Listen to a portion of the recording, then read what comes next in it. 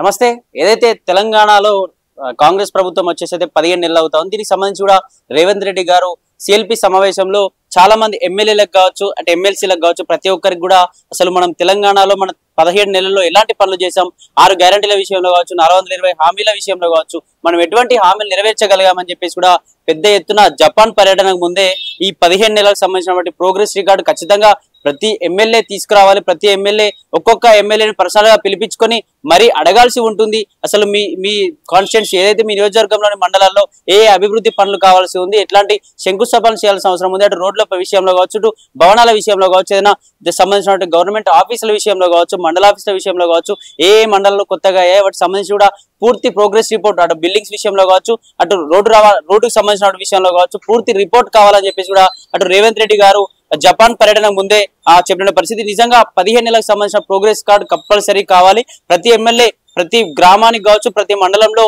పర్యటించి ర్యాలీలు నిర్వహించి దానికి సంబంధించిన సభలు సమావేశాలు కూడా ఏర్పాటు చేసి అసలు మన కాంగ్రెస్ ప్రభుత్వం ఈ 15 నెలల్లో ఏం చేసింది, నిజంగా ఎన్ని పథకాలను అమలు చేసింది, మనం చేసిన పనిని మనం చెప్పుకోకపోతే నెక్స్ట్ ప్రభుత్వంలో మళ్ళీ మనం ఇరకాటంలో పడే అవకాశం ఉంటుందని చెప్పేసి కూడా అటు రేవంత్ రెడ్డి గారు ఎమ్మెల్యేలందరికీ కూడా చెప్పిన పరిస్థితి. దీనికి సంబంధించి ఈ పథకాలు ఎన్ని పథకాలు అమలయ్యాయి, ప్రతి నియోజకవర్గంలో ఏదైతే కాంగ్రెస్ పార్టీకి సంబంధించిన ఎంతమంది ఎమ్మెల్యేలు ఉన్నారు వాళ్ళందరూ సపరేట్ గా వచ్చి నిన్న విదేశీ పర్యటన ముగించుకుని వచ్చిన తర్వాత ఖచ్చితంగా ప్రతి ఎమ్మెల్యే ఏదైతే కాంగ్రెస్ ఎమ్మెల్యేలు ఖచ్చితంగా నేను రిపోర్ట్ కావాలి, నిజంగా మీ మండలంలో కావచ్చు, మీ కాన్స్టిట్యున్సీలో కావచ్చు, ఎంతవరకు తిరిగారు, ఎన్ని ర్యాలీలు ఏర్పాటు చేశారు, ఎన్ని సమావేశాలు ఏర్పాటు చేశారు, ఎవరెవరు ఏ ఎమ్మెల్యేలు నిజంగా ప్రజలకు అందుబాటులో ఉంటున్నారా, ప్రజలు యొక్క సమస్యల పరిష్కార దిశగా వీళ్ళ యొక్క నడవడిక నడుస్తుందా అని చెప్పేసి కూడా ఆ పెద్ద ఎత్తున కూడా చెప్పేయాలని పరిస్థితి. దీనికి సంబంధించి అయితే జపాన్ యొక్క పర్యటన ముగించుకొని రేవంత్ రెడ్డి గారు వచ్చిన పరిస్థితి. దీనికి సంబంధించి రేపు మాపో కూడా ప్రతి ఒక్క ఎమ్మెల్యేని కలిసి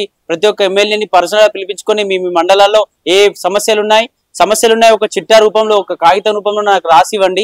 రాసిచ్చిన తర్వాత మీరు ఎన్ని పనులు చేశారు, మీరు మనం చేసిన మంచిని అటు ఫ్రీ బస్ విషయంలో కావచ్చు, మనం చేసిన రుణమాఫీ విషయంలో కావచ్చు, మనం చేసిన వాటిని అటు బీఆర్ఎస్ ప్రభుత్వం కావచ్చు, బీజేపీ ప్రభుత్వం కావచ్చు తప్పబడతా ఉంది. నిజంగా అసలు 6 గ్యారెంటీలో ఏ ఒక్కటి కూడా అమలు చేయాలని చెప్తా ఉన్నారు. అటు మనం గ్యాస్ సంబంధించి కూడా ఏదైతే సిలిండర్ గ్యాస్ సంబంధించి కూడా 500 సబ్సిడీ ఇస్తా ఉన్నాం. దీనికి సంబంధించి ప్రతి విషయంలో కూడా అటు పెన్షన్స్ విషయంలో కూడా పర్ఫెక్ట్ టైంకి ఇస్తా ఉన్నాం. అటు బీడీల పెన్షన్ ఇస్తా ఉన్నాం. అటు రేషన్ బియ్యంలో సన్న బియ్యం ఇస్తా ఉన్నాం. గత ఏ ప్రభుత్వం కూడా ఈ సన్న బియ్యాన్ని ఇచ్చిన పాపాన పోలేదు. మన ప్రభుత్వంలో ఈ సోనియా గాంధీ గారి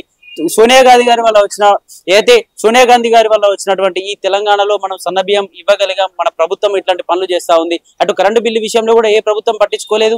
ఎప్పుడో కరెంటు సరిగా ఉండేది కాదు అని చెప్పేసి కూడా పెద్ద ఎత్తున వాళ్ళందరికీ కూడా చెప్పిన పరిస్థితి. దీనికి సంబంధించి అయితే ఖచ్చితంగా ప్రతి ఒక్కరు ప్రతి ఎమ్మెల్యే మిగతా సంబంధించినట్టు ఎమ్మెల్సీలు దీనికి సంబంధించి ఖచ్చితంగా ప్రోగ్రెస్ రిపోర్ట్ కావాలి. మీరు నిజంగా ప్రజల్లో ఉంటున్నారా లేదా అని చెప్పేసి కూడా పెద్ద ఎత్తున అయితే వాళ్ళందరినీ హెచ్చరించిన పరిస్థితి. నిజంగా మరి రేపో మాపో ఖచ్చితంగా వాళ్ళందరినీ పిలిపించుకునే అవకాశం ఉంది. పిలిపించుకుని వాళ్ళకి ఏం చెప్పబోతా ఉన్నాడు, నిజంగా ఎవరెవరు ప్రజల్లో ఉన్నారు, ఏ ఎమ్మెల్యే ప్రజల్లో లేరు అని చెప్పేసి కూడా పెద్ద ఎత్తున బయటకు వెళ్ళిన తర్వాత మరి రేవంత్ రెడ్డి గారి యాక్షన్ ఎలా ఉండబోతుంది అని చెప్పేసి కూడా సర్వత్రా ఆసక్తి నెలకొంది. చూడాలి మరి నిజంగా రేపో మాపో పిలిపించుకున్న తర్వాత నిజంగా ప్రజల్లో ఎమ్మెల్యేలు అందరూ ఉంటూ ఉన్నారా లేదా, మరి 17 నెలల పాలనలో నిజంగా కాంగ్రెస్ సంబంధించి కూడా ప్రజలందరూ సంతోషంగా ఉన్నారా, ఈ పరిపాలనలో వ్యతిరేకిస్తా ఉన్నారా అని చెప్పేసి కూడా పూర్తి డీటెయిల్స్ అయితే తెలుసుకోవాల్సిన అవసరం ఎంతైనా ఉంది.